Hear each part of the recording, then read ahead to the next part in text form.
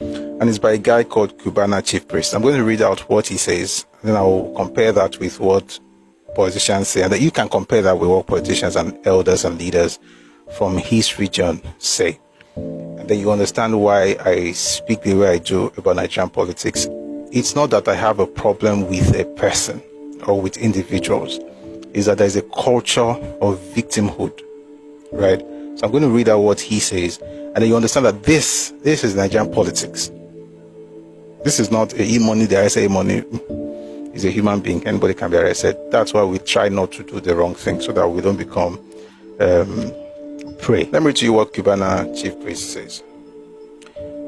He says, this is a guy who just did everything to push up Southeast with his just concluded homecoming concert this Easter.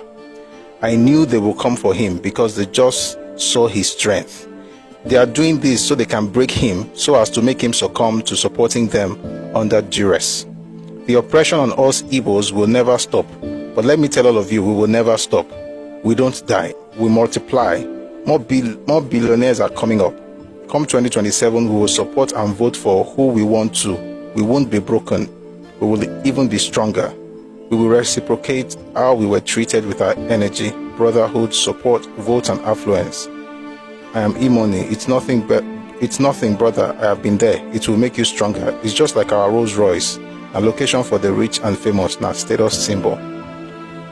One of the things I've come to terms with as far as Eastern as Igbos and politics are concerned is that you can be dead poor, you can be the richest person, the mindset is the same. Let me tell you what I mean. You know, in Yoruba land, if you are a child, you prostrate, right? If you see an elderly person, you prostrate. That's respect. If you are Obasanjo, you will go to the palace of Jeoni. That's why the fact that you have children that are older than this person, but because of that stool, you prostrate. In other words, whether you are a child or you're an elder, whether you are rich or you're poor, if you understand the concept of respect. Well, in this other case, whether you are rich or poor, whether you are young or old, you must be a victim.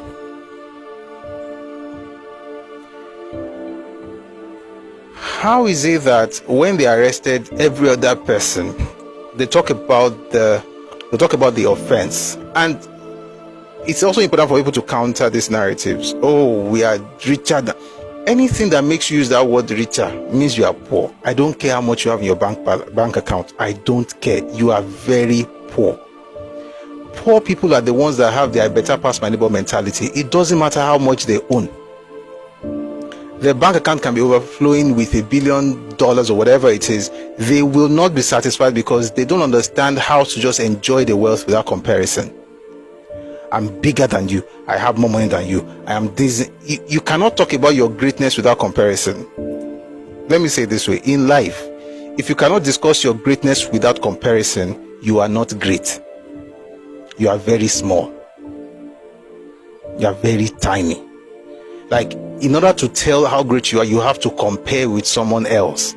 You are very tiny. You are very small. Greatness is not an issue of how much you own. It's not a factor of cash. You can see somebody who doesn't even have as much as you, but have a better outlook on life. But all this gra, we have more money than you, we have bought everything, we have done this, only for you to come out the next day and say we're not able to rent in Lagos. You bought everywhere now. Which one? Why would you rent what you have already bought? How would you rent? You've already bought.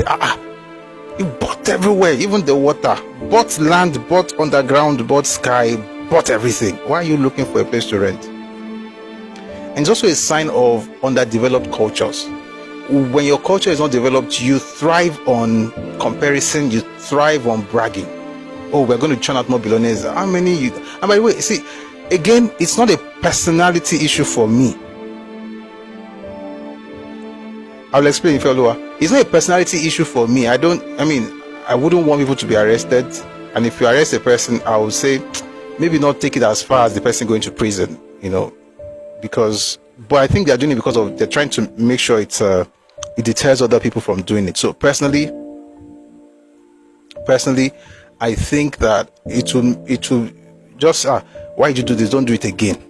Then if you now do it again, if you want to spend 6 months, go to prison. That's my mindset on matters like this. I mean, think about I was watching an interview last week.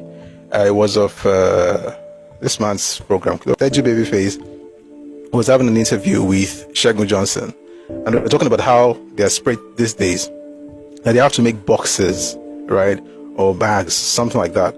Or if somebody is putting money on his head, someone has to be on the other side, on either side to take the cash.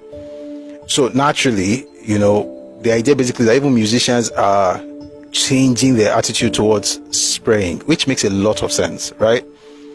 So if, for instance, you have not caught up with it, or you got the memo late, then the government can find a way to get you in on what's happening.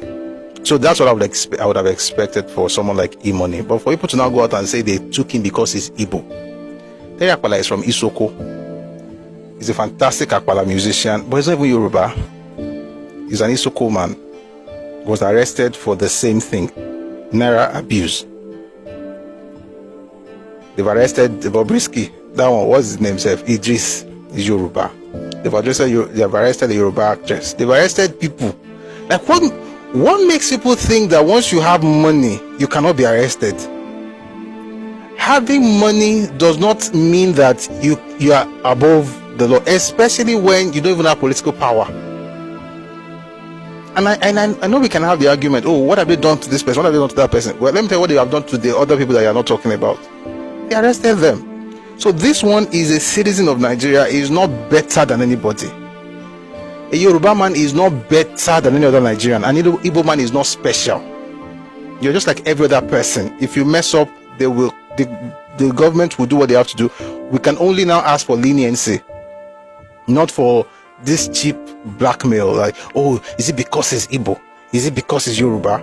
No, it's because he did something wrong. If you allow people gaslight you with they hate us, it's on you.